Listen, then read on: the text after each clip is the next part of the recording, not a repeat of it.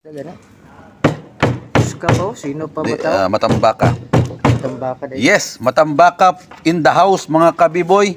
You know, ang luto nito ay hindi ko pa alam. Meron siyang batuan.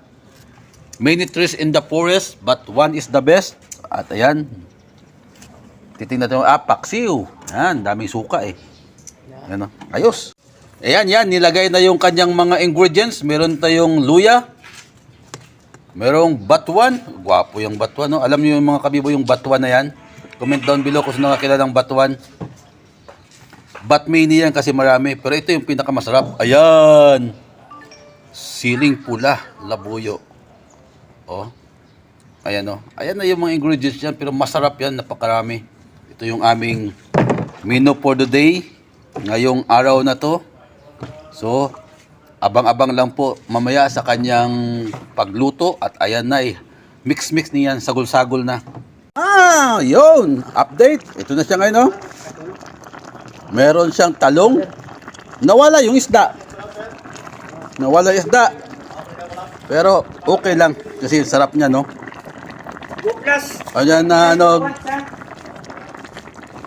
Ayan. Yun. Shout out sa inyo lahat dyan. Yun. Check natin mga kabiboy. Ayan na. Oh, umuusok-usok. Sarap naman yan, no? Ano pa ba? Hindi nakita isda. Ano yung isda sa lalim? Natabunan itong mga talong. Yan. Tapos may sabaw siya. Kunti sabaw. Masarap kasi pag may sabaw yung ganyan. Anghang na naman to. Paikot-ikotin ito mga kabiboy. Yan. Sino bang kumakain masarap na ganyan? Tad-tad po yan ng Ricardo. Kasi mura lang po ang Ricardo dito sa amin. 1,000 city meal. Ayun. So ano pang kasunod nito? Dinner time mga kabiboy. Yun. Kain tayo mga idol. Mga lods. Ayan o. Ayan na yung isda. Kain tayo. Kain. Ayan o. Yan na. Talong. Isda. At saka kanin. Yan na. Kain na. Diba? Yes.